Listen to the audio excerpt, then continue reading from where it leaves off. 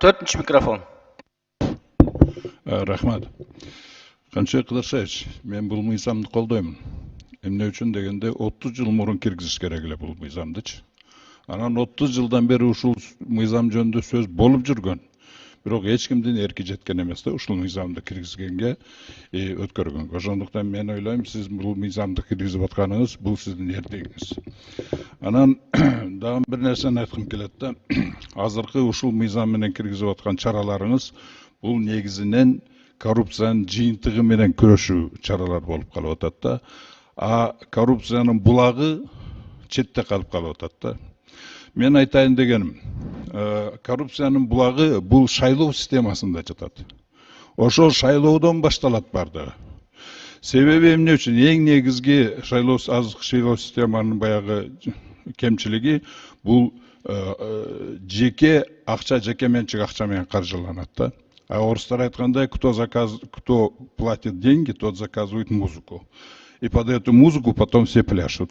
А шайлоодо ким каржыласа шайлоодо, ошол киши бийликти заказывать этет. Анан кийин ошол бийлик ошол каржылаган адамдын эркин аткарат да.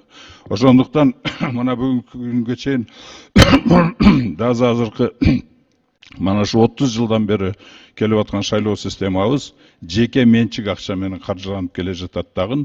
Даже президенттер шайланганда 1000 таза болсо дагы акырында келип туруп ошол каржылаган адамдарда көз каранды болуп калып атат да. Ал каржылаган адамдардын ичинде, шайлоон каржылап аткан адамдардын ичинде ар түрдүү адамдар бар. Ошондуктан бул өтө чоң тема. Камчак Кырдыршевич, менде бул жөнүндө аябай көп сунуштарым бар сизге. Эгер сиз макул болсоңуз, прием кылып койсоңуздар, бул өтө системдүү чоң тема да.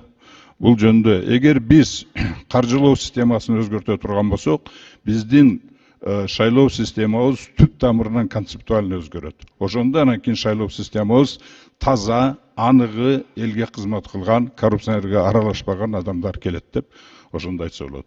Ошону мен сизден макулдугуңузду алайын дедим эле. Мен прием кылып коесузбу? Рахмат.